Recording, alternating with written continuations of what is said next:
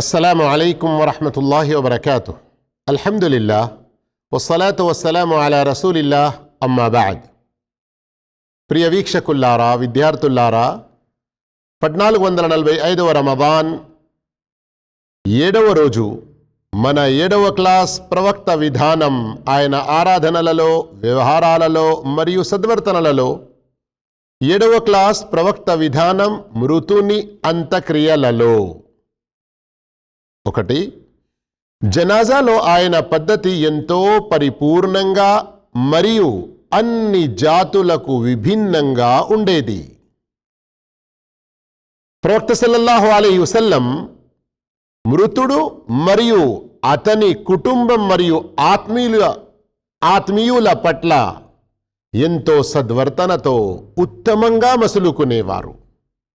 అందుకని ప్రవక్త వారు ప్రప్రథమంగా వ్యాధిగ్రస్తుని సందర్శించేవారు. జియారత్, ఇయాదత్, ఆయన యొక్క పరామర్శ కొరకు వెళ్ళేవారు.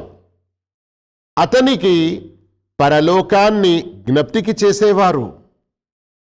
అంతేకాదు, చివరి ఘడియలు అన్నటువంటి అవకాశం ఏర్పడినప్పుడు అతనికి తౌబా, ఇస్తిగ్ఫార్ గురించి అల్లా వైపునకు మరలి అల్లాతో ఎక్కువగా క్షమాపణ కోరుకుంటూ, ఏదైనా వసీయత్ చేసేది ఉంటే, వాంగ్మూలం చేసే అవసరం ఉండేది ఉంటే దాన్ని రాయాలని, దాని గురించి చెప్పేయాలని బోధించేవారు.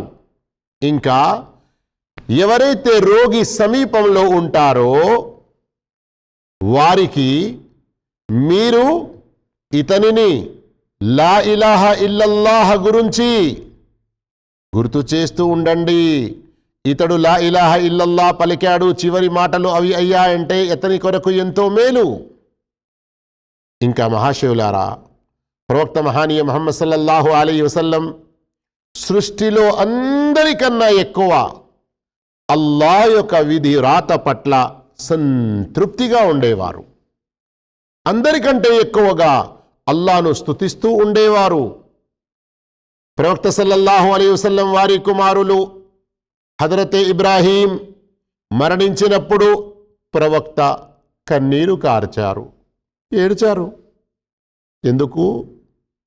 ఆయన కూడా మనిషి గనక, ఆయనకు కూడా ఒక హృదయం అంటూ ఉన్నది గనక, అందులో తన సంతానం పట్ల ప్రేమ, అప్యాయత, వారి పట్ల దయా, కరుణ ఉంది గనక.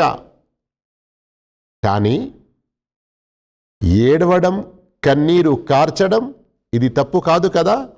అందుకొరకే ఆ సందర్భంలో ప్రవక్త మహానీయ ముహమ్మద్ సల్లల్లాహు అలైహి వసల్లం చెప్పినటువంటి పలుకులు, ఇన్నల్ ఐన తద్మా, నిశ్చయంగా కళ్ళు కన్నీరు కారుస్తున్నాయి, వల్ కల్బు యహ్జున్, మనస్సుకు బాధ కలుగుతుంది, వలా నఖూలు ఇల్లా మా యర్దా బిహి రబ్బునా, కానీ మా నోట అల్లాహ్కు ఇష్టమైన మాట, ఇష్టమైన పలుకులు మాత్రమే వలుతాయి. ఈ విధంగా ప్రవక్త అల్లాహ్ను ఎక్కువగా స్మరిస్తూ, అల్లాహ్ యొక్క కృతజ్ఞతలు చెల్లిస్తూ, అల్లాహ్ రబ్బుల్ ఆలమీన్ ఏ పరీక్షలు పెట్టినా ఓపిక సహనాలతో గడిపేవారు. ఇదే మన కొరకు చాలా ఉత్తమమైన ఆదర్శం. ఇంకా ఇలాంటి ఏదైనా బాధ సమయంలో, మన వారు ఎవరైనా చనిపోయే సందర్భంలో మనం బాధలో చెంపలను బాదుకొనడం, ముఖాన్ని గిల్లడం, అరవడం, పెడబొబ్బులు పెట్టడం, విలపిస్తూ సంతాపంతో స్వరాన్ని బిగ్గరగా చేసి ఏడవడం లాంటి విషయాల నుండి ప్రవక్త సల్లల్లాహు అలైహి వసల్లం వారించారు. అంతేకాదు, ఇది జాహిలియత్కు, అజ్ఞాన కాలానికి సంబంధించినటువంటి చెడు గుణాలు అని ప్రవక్త సల్లల్లాహు అలైహి వసల్లం తెలిపారు. ఇంకా సోదర మహాశయులారా, 4వ విషయం, ఆయన సల్లల్లాహు అలైహి వసల్లం విధానం మృతుని అంత్యక్రియలు తొందరగా పూర్తి చేయడం. అల్ ఇస్రా, మృతుణ్ణి శుభ్రపరిచే విషయంలో, స్నానం చేయించే విషయంలో, అతనికి తెల్లని కఫన్ దుస్తులు ధరించి అన్ని పనులు తొందరగా అయిపోవాలి, అతన్ని తొందరగా ఈ లోకం నుండి తీసుకెళ్ళి పరలోకంలోని మొదటి మజిలీ సమాధిలో పెట్టాలని బోధించేవారు. అనవసరంగా ఆలస్యం చేయటాన్ని ఇష్టపడేవారు కాదు.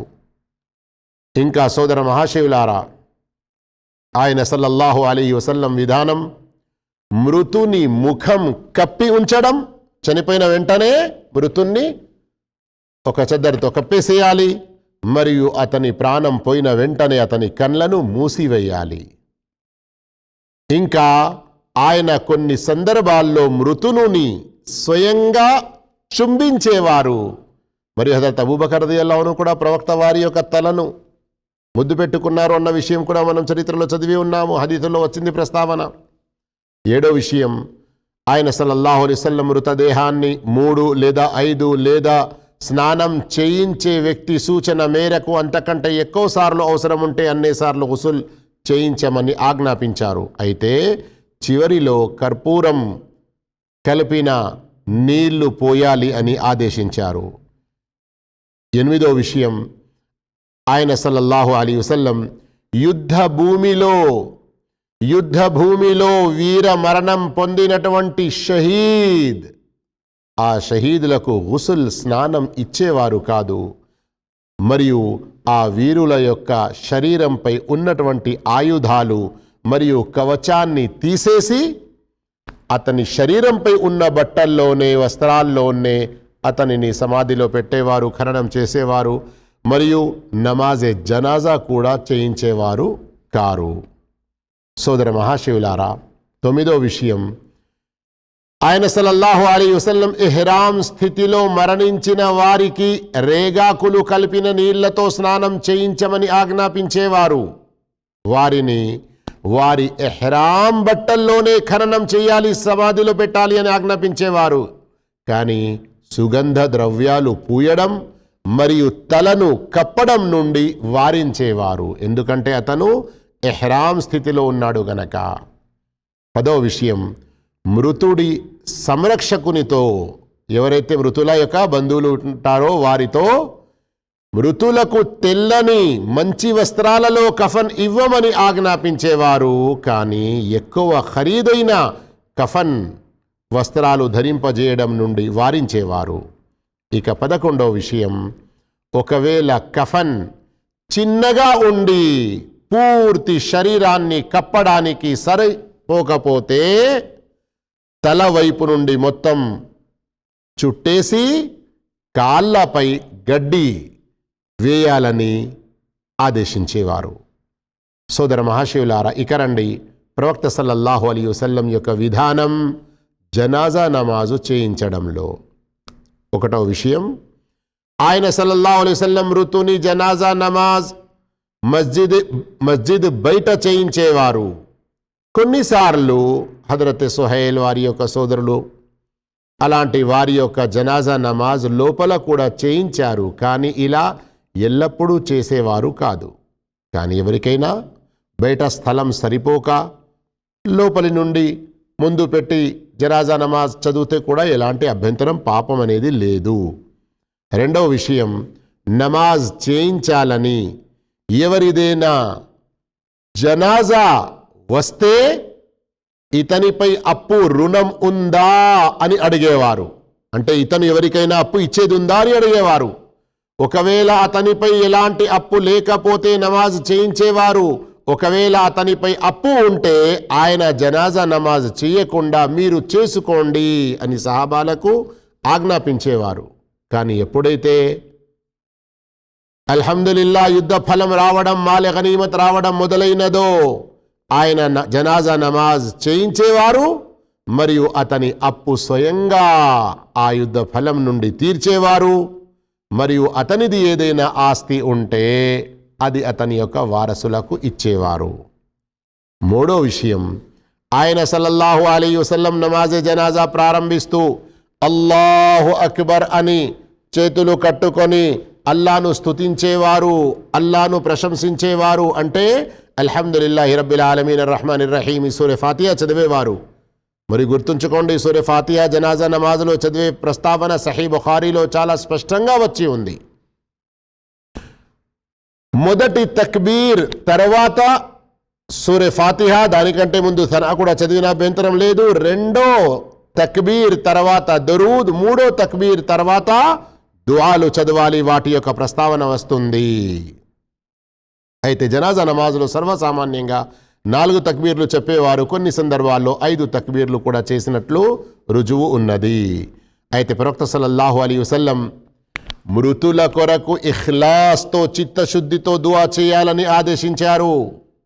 ప్రవక్త సల్లల్లాహు అలైహి వసల్లం చేసిన దుఆలలో ఒకటి, అల్లాహుమ్మ గ్ఫిర్ లి హయ్యినా వ మయ్యితినా వ షాహిదినా వ గాయిబినా వ సగీరినా వ కబీరినా వ దకరినా వ ఉన్థానా అల్లాహుమ్మ మన్ అహ్యైతహు మిన్నా ఫఅహ్యిహి అలల్ ఇస్లాం ومن توفيته منا فتوفه على الإيمان اللهم لا تحرمنا أجره ولا تفتنا بعده.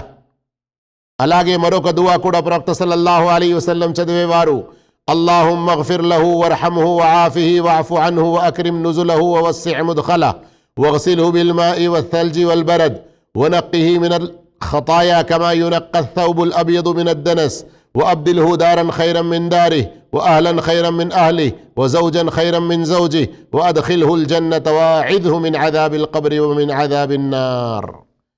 ఈ దుఆ గురించి ఒక ఉల్లేఖనంలో ఏముందంటే, సహాబీ చెబుతున్నారు, ప్రవక్త ఒక జనాజా నమాజ్ చేయించినప్పుడు ఈ దుఆ ఏదైతే చదివారో ఇందులో ఉన్నటువంటి భావం ఏదైతే చూసేవారు ఇక్కడ చూస్తున్నారు. జెడ్ దావాలో ఇన్షాల్లా డిస్క్రిప్షన్లో వచ్చినప్పుడు చూడండి, చదవండి, అనువాదం తెలుసుకోండి, ఆ దుఆ కూడా గుర్తుంచుకోండి. సహాబీ ఏం చెప్పారు, ఈ దుఆ విని నాకు కోరిక ఏం పుట్టిందంటే, అయ్యో ఈ జనాజా అతంది కాకుండా నాది ఉంటే ఎంత బాగుండు. అంత గొప్ప భావం ఈ దుఆలో ఉంది. ఇక సోదర మహాశయులారా, 5వ విషయం, ప్రవక్త సల్లల్లాహు అలైహి వసల్లం జనాజా నమాజు కొరకు పురుషుని తలకు సమానంగా నిలబడేవారు. జనాజా ఈ విధంగా ఉంటుంది, పురుషుని యొక్క తలకు సమానంగా. ఒకవేళ స్త్రీది జనాజా అయితే మధ్యలో ఇలా సమానంగా నిలబడేవారు. ప్రవక్త సల్లల్లాహు అలైహి వసల్లం వారు పిల్లల జనాజా నమాజు కూడా చేయించేవారు. కానీ ఆత్మహత్య చేసుకున్న వారు, యుద్ధ ప్రాప్తి నుండి దొంగలించిన వారు, అలాంటి వారి జనాజా నమాజ్ చేయించేవారు కాదు. అల్లాహు అక్బర్. గమనించండి, ఈ రోజుల్లో చాలామంది ప్రభుత్వ సొమ్మును, పబ్లిక్ యొక్క సొమ్మును ఏదైతే దోచుకుంటూ ఉంటారో ఎంత పాపంలో పడిపోతారో గమనించాలి. ఇక ఆత్మహత్య చేసుకున్న వారు కూడా చాలా తప్పు చేస్తున్నారు. ఓపిక సహనాలు జీవితంలో చాలా అవసరం. అయితే ఆత్మహత్య చేసుకున్న వారి జనాజా నమాజ్ ప్రవక్త చేయలేదు, కానీ సహాబాలను చేసుకోమని చెప్పారు. ఇక 7వ విషయం, ప్రవక్త కాలంలో జుహైనా వంశానికి సంబంధించిన ఒక స్త్రీ వ్యభిచారం లాంటి పాపానికి పాల్పడింది. కానీ పశ్చాత్తాపపడి తౌబా చేసింది. ఆ తర్వాత ఇహలోకపు శిక్ష ఏదైతే అల్లా నిర్ణయించాడో ఆ శిక్ష ఆమెకు ఇవ్వడం జరిగినది, అంటే రజ్మ్ చేయడం జరిగినది. కానీ ప్రవక్త సల్లల్లాహు అలైహి వసల్లం ఆ స్త్రీ యొక్క జనాజా నమాజ్ చేయించారు. గమనించండి, వ్యభిచారం లాంటి పాపం చేసిన స్త్రీ తౌబా చేసుకున్నది, కానీ ఇహలోకంలో ఉన్న శిక్ష ఆమె పొందినది. దానికి ప్రవక్త సల్లల్లాహు అలైహి వసల్లం ఆమె జనాజా నమాజ్ చేయించారు. కానీ అప్పు ఉన్నవారి, ఆత్మహత్య చేసుకున్న వారి, పబ్లిక్ సొమ్మును దొంగలించిన వారి జనాజా నమాజ్ స్వయంగా ప్రవక్త సల్లల్లాహు అలైహి వసల్లం చేయలేదు. అంటే ఎంత ఇందులో మన కొరకు గుణపాఠం ఉంది, హెచ్చరిక ఉంది, గమనించాలి. సోదర మహాశివులారా, 8వ విషయం, ఆయన సల్లల్లాహు అలైహి వసల్లం హబషాకు చెందిన రాజు నజాషీ చనిపోయిన వార్త వచ్చినప్పుడు ఆయన యొక్క జనాజా నమాజ్ గాయబానా పరోక్షంగా చదివించారు, చేయించారు. కానీ ఇలా దూరం నుండి ఎవరెవరి వార్తలు వచ్చాయో చనిపోయారని ప్రతి ఒక్కరి జనాజా చేయించినట్లు ఏ రుజువు లేదు. ఇంకా ఆయన సల్లల్లాహు అలైహి వసల్లం ఎవరిదైనా జనాజా నమాజ్ చేయలేకపోతే అతని యొక్క సమాధి వద్దకు వెళ్ళి జనాజా నమాజ్ చేసేవారు. అర్థమైందా? ఒకవేళ ఏదైనా కారణంగా, ఉదాహరణకు ప్రవక్త కాలంలో మస్జిద్ను క్లీన్ చేసేవారు చనిపోతే రాత్రి సహాబాలు ఖననం చేసేశారు, దఫన్ చేసేశారు. ప్రవక్త సల్లల్లాహు అలైహి వసల్లం వారిని నిద్ర నుండి మేల్కొల్పలేదు. ప్రవక్త రేపటి రోజు వచ్చాక మనిషి కనబడడం లేదు అని అడిగి అతని సమాధి వద్దకు వెళ్ళి జనాజా చేసినటువంటి రుజువు ఉన్నది గనక ఈ మాట ఇక్కడ చెప్పడం జరిగింది. ఈరోజు మనం ప్రవక్త సల్లల్లాహు అలైహి వసల్లం విధానంలో ఇక్కడి వరకు చదివాము. అల్లాహు తాలా ఇలాంటి సందర్భాలు ఎదురైనప్పుడు ప్రవక్త యొక్క విధానాన్ని పాటించే అటువంటి సద్భాగ్యం మనందరికీ ప్రసాదించుగాక. ఆమీన్. వఆఖిరు దావానా అల్హమ్దులిల్లాహి రబ్బిల్ ఆలమీన్. వస్సలాము అలైకుం వరహ్మతుల్లాహి వబరకాతుహు.